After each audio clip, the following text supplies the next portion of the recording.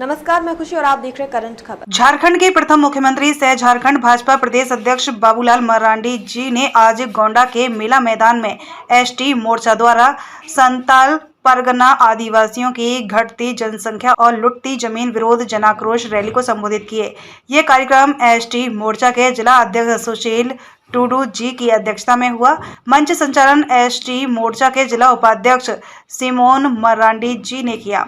आज सभी आदिवासी भाई बहनों को प्रदेश अध्यक्ष बाबूलाल मरांडी जी ने शुरू से अंत तक प्रायः संताली भाषा में ही संबोधित किए, परंतु अंतिम में सभी पत्रकार और ऑडियंस को मंच के बैनर को दिखाकर संबोधित करते हुए कहे कि आज झारखंड में आदिवासी की घटती जनसंख्या और लुटती जमीन के संबंध में बात करेंगे। झारखंड में 1951 के सेंसस रिपोर्ट में आदिवासी की जनसंख्या 44% थी। पुनः 2011 में जनसंख्या 28% हो गई।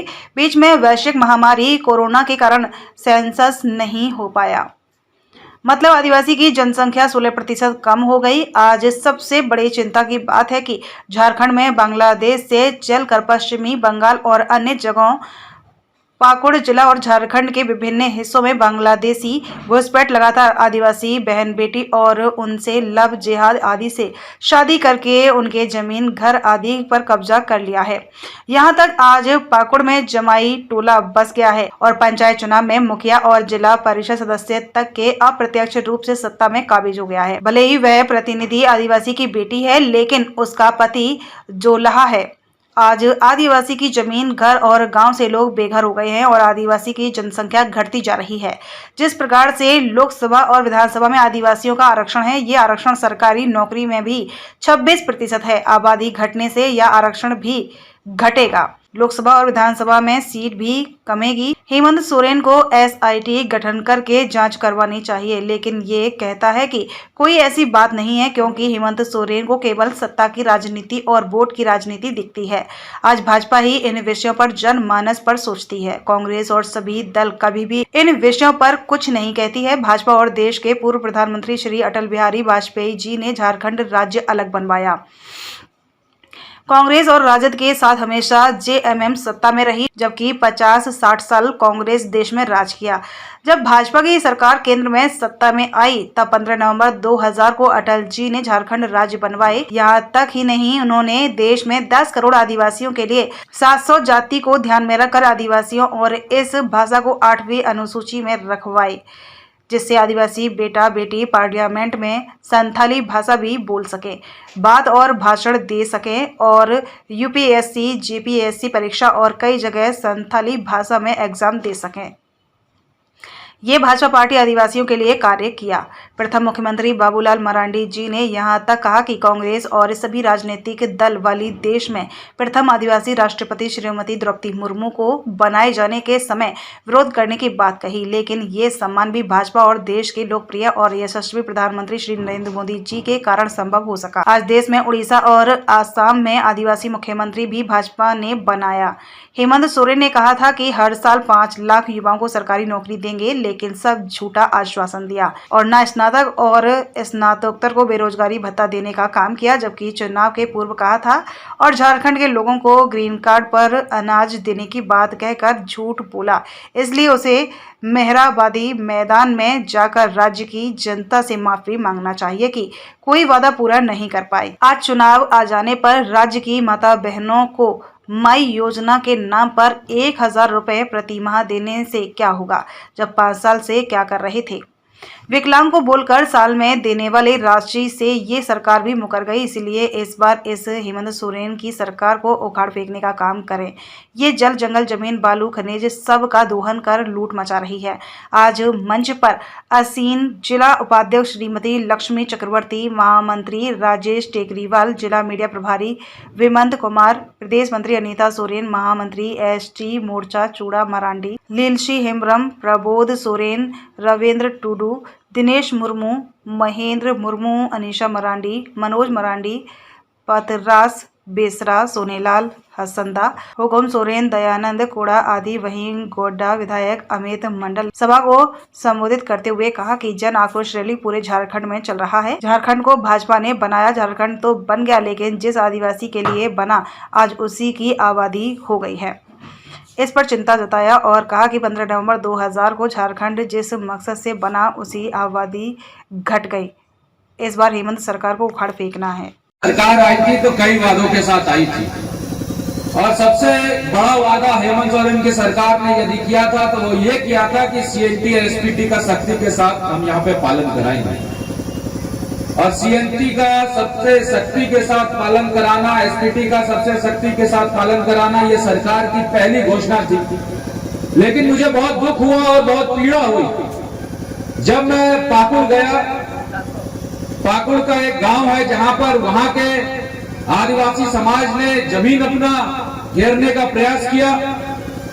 आपको जानकर हैरान होगा कि बांग्लादेश से आए हुए घुसपैठिए उस आदिवासी के जमीन का घेराव करने से उनको रोक दिया गया और जब वो आदिवासी परिवार FIR कराने थाने गया तो आदिवासी परिवार को FIR कराने से रोका गया और ये कहा गया कि सीधा हेमंत सोरेन से आया है फरमान कि बांग्लादेशी घुसपैठियों को छूना नहीं है। यहाँ पर बांग्लादेशी घुसपैठियों का राज झारखंड में चलता है। आज कई ऐसे आदिवासी समाज, आदिवासी महिलाएं, माताएं जिनको बांग्लादेशी घुसपैठिए यहाँ पर टारगेट करते हैं, उनके आरक्षण का लाभ लेते हैं, जमीन खरीदते हैं, अपना व्यवसाय शुरू करते हैं और फिर समय आने पर उनको धोखा दे देते हैं। ये स्थिति पाकुड़ साहेबगंज में आम है और मेरे लिए ये चिंता का विषय इसलिए है क्योंकि ये स्थिति धीरे धीरे गोड्डा की तरफ भी आ रहा है। यदि आप महागामा देखें तो स्थिति वहां बहुत दयनीय हो गई है। यदि आप गोड्डा देखें तो यहाँ स्थिति धीरे धीरे बेकाबू होते जा रही है। और जो सरकार ये वादे के साथ आई कि हम लोग 1932 का खतियान ले आएंगे, आज वो सरकार 1932 के लोगों को भूल गई है और अपने अगल बगल में इंटू पिंटू को रख रही है बिहार से। जो सरकार CNT SPT का वादा करके आई कि सख्ती से पालन करेंगे, वो सरकार को जब यहाँ पर तुष्टीकरण वोट बैंक की राजनीति दिखती है तो कहीं ना कहीं वो वहां पर FIR करवाने से यहाँ के आदिवासियों को रोक देते हैं। जो सरकार आदिवासी समाज के हक के लिए आई थी कि आदिवासी समाज का हक उनको मिले, आज वो सरकार सबसे ज्यादा यदि किसी जात समुदाय को ठग रही है वो आदिवासी समाज के लोगों को ठग रही है। अभी सरकार ने मैया योजना शुरू किया और सरकार ने मैया योजना के जरिए वोट खरीदने के लिए 1,000 रुपए हर एक महिला के अकाउंट में देने का काम किया 1 महीने के लिए। अब बताइए कि जितनी भी महिलाएं यहाँ उपस्थित है, ये सरकार जब वादे करके आई थी तो सबसे पहला सरकार ने वादा किया था कि पेंशन को हम 1,000 रुपए से 2,000 कर देंगे। आज कहीं 1,000 से 2,000 पेंशन नहीं किया सरकार ने। सरकार ने वादा किया था हर महिला को हम चूल्हा कर देंगे, एक जगह भी चूल्हा कर सरकार ने नहीं दिया। सरकार ने वादा किया था गरीब परिवार को 72,000 रुपए सालाना देंगे, आज एक भी परिवार को 72,000 रुपए नहीं मिल रहा। सरकार ने वादा किया था कि महिलाओं पर रेप हो, हत्या हो, उत्पीड़न और सभी के लिए स्पीडी ट्रायल फास्ट कोर्ट का गठन करेंगे, लेकिन आज एक भी महिलाओं के उत्पीड़न के मामलों में किसी अभियुक्त को जेल नहीं हो पाया है। सरकार ने कहा था कि हम आदिवासी की जमीन को बचाने का काम करेंगे। मैंने बताया कि किस प्रकार पाकुड़ में बांग्लादेशी घुसपैठियों के हाथों आदिवासी की जमीन को छीनने का काम ये सरकार कर रही है। इतनी कुरीतियों के साथ ये सरकार चल रही है और आदिवासी समाज को ये समझना होगा कि यदि आदिवासी समाज का कोई भला कर सकता है वो भारतीय जनता पार्टी ही कर सकती है। इसलिए भारतीय जनता पार्टी की सरकार में पुनः हम लोगों को लाना है। दोस्तों, मैं बहुत कुछ नहीं बोलूंगा, अभी मुझे बोरियो जाना है, लेकिन मुझे लगा कि इन 3-4 बातों की चर्चा आपके सामने करनी चाहिए। और मेरे क्षेत्र से जितने भी आदिवासी समाज के लोग यहाँ आए हैं, आप एक भी आदिवासी गांव का नाम ले लीजिए, उस गांव में अमित मंडल ने रोड देने का काम किया है, यह मैं दावे के साथ अपने आदिवासी समाज को कह सकता हूं। चाहे वो दलदली का सड़क हो, चाहे मारकंड का सड़क हो, चाहे वो घुटिया का सड़क हो, चाहे वो डुमरिया का सड़क हो, चाहे वो दिघी का सड़क हो, तमाम आदिवासी गांव, चाहे वो बखड्डा का सड़क हो, तमाम आदिवासी गांव जहां आदिवासी समाज के लोग रहते हैं, तो वहां पे अमित मंडल ने रोड देने का काम किया है। और मैं तो खुल के बोलता हूं कि यदि कोई समाज जिसका सबसे ज्यादा ऋणी मैं हूं तो वो आदिवासी समाज ही है, क्योंकि मेरे दादा को अगर विधायक किसी ने बनाया तो आदिवासी समाज नहीं बनाया। और मैं विधायक बन के आया हूं आपके बीच में, आपके समाज के, आपके दुख, आपके तकलीफ को दूर करने के लिए। और जहां तक मेरे से बन पाएगा गोड्डा विधानसभा में मैं आदिवासी समाज के हितों की रक्षा के लिए लगातार तत्पर तैयार रहूंगा। और सरकार अपनी बनी, भारतीय जनता पार्टी की सरकार बनी तो मैं दावे के साथ कहता हूं कि आने वाले समय में गोड्डा जिला में सबसे ज्यादा प्राथमिकता यदि किसी समाज को मिलेगी वो आदिवासी समाज को मिलेगी। यह आह्वान मैं आपको करने आया हूं। तमाम बातों को हमारे आदरणीय प्रदेश अध्यक्ष आपके बीच में रखेंगे। मुझे बोरियो संगठन के काम से जाना है, इसीलिए मैं बहुत ज्यादा आपका समय ना लेते हुए तमाम लोगों को, तमाम माताओं को, बहनों को, बड़ों को, बुजुर्ग को नमस्कार करता हूं और जोहार करता हूं। और साथ साथ अपील भी करता हूं, यही हेमंत सोरेन गोड्डा की धरती पे आया था और यही हेमंत सोरेन ने कहा था कि हम लोग 1932 का खतियान ले आएंगे। और यही हेमंत सोरेन ने कहा था कि जो खतियान की बात करेगा वो झारखंड और गोड्डा में राज करेगा।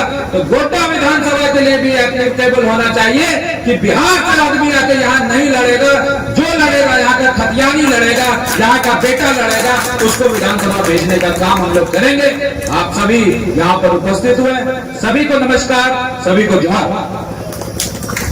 जो आदिवासी भाइयों के लिए जो दुराचार, जो एक मिटाने का, जो एक आदिवासी जनजाति का जो षड्यंत्र चल रहा है, उसके अपेक्षा में हम लोग आज जन आक्रोश रैली नहीं कहा जाए, एक आक्रोश व्यक्त करने के लिए जो है सभा का। अब तक के लिए बस इतना ही। फिर होगी आपसे मुलाकात ऐसी एक और खबर के साथ। अब तक के लिए नमस्कार और देखते रहिए करंट खबर।